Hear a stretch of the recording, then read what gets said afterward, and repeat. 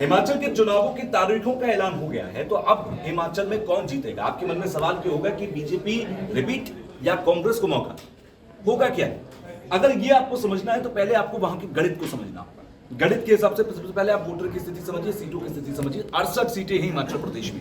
हिमाचल प्रदेश की 68 कुल सीटें हैं और कुल वोटर्स का मैं जिक्र करूं तो 55 लाख कुल वोटर्स वहां पर हैं, जिसमें पहली बार जो वोट डालने वाले हैं वो 1,86,000 वोटर्स होंगे जो पहली बार वोट डालेंगे। पहली बार वोट कौन डालता है? जो 18 साल का होता है। 18 साल का जो व्यक्ति होगा, जो युवक होगा या युवती होगी, उसके मुद्दे क्या होंगे? उसके मुद्दे होंगे बेरोजगारी, उसके मुद्दे होंगे शिक्षा, उसके मुद्दे होंगे ऐसे जो उससे सीधे तारुफ रखते हैं।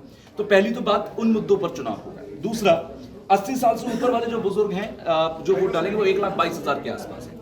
तो ऐसे में उनके मुद्दों के पर भी बात होगी। तो ये दो तरीके के हो गए। अब इसके अलावा मैं बात करूं 2017 की। 2017 क्योंकि जो पिछली बार चुनाव हुए उसके आधार पर हमके गणित को समझना होगा।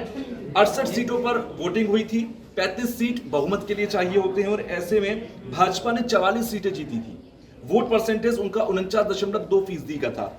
कांग्रेस को 21 सीटें मिली और 21 सीटों में उनका जो वोट परसेंटेज था वो 42% था। यानी कि भाजपा का जो वोट परसेंट था वो 7% ज्यादा था और सीटें भी उनसे लगभग दोगुनी से ज्यादा थी। ऐसे में सीपीएम के खाते में सीट गई थी, 2 अन्य के खाते में गई थी। अगर मैं दो प्रमुख पार्टियों को कांग्रेस और बीजेपी के देख लूं तो बीजेपी का वोट परसेंटेज भी ज्यादा था, सीटें भी ज्यादा थी। लेकिन इस बार की अगर मैं स्थिति देखूं तो क्या बदलेगी? क्योंकि उन चुनावों के बाद लोकसभा के चुनाव हुए। लोकसभा के चुनावों के अंदर अगर मैं देखूं वोट परसेंटेज तो लगभग 70% का वोट परसेंटेज भाजपा के खाते में आया था और कांग्रेस को सिर्फ और सिर्फ 27.5% का वोट बैंक मिला था। तो ऐसे में वोट परसेंटेज के हिसाब से अगर देखा जाए 2017 और 2019 दोनों को, तो यहां पर बीजेपी बहुत मजबूत स्थिति में है। खासकर इस बार वीरभद्र सिंह का जो एक्सपीरियंस है हिमाचल को लेकर वो भी कांग्रेस के पास नहीं होगा। तो कांग्रेस के लिए इसीलिए ये जो चुनाव है हिमाचल के अंदर काफी मुश्किल बनने वाले हैं। हालांकि अब ये देखना होगा, क्योंकि प्रधानमंत्री जिस तरह से गए वहां पर और उनका स्वागत हुआ, ये बहुत बड़ी बात थी। जिस तरीके से वंदे भारत एक्सप्रेस हिमाचल से दिल्ली शुरू हो गई है तो वो एक बड़ी सौगात है।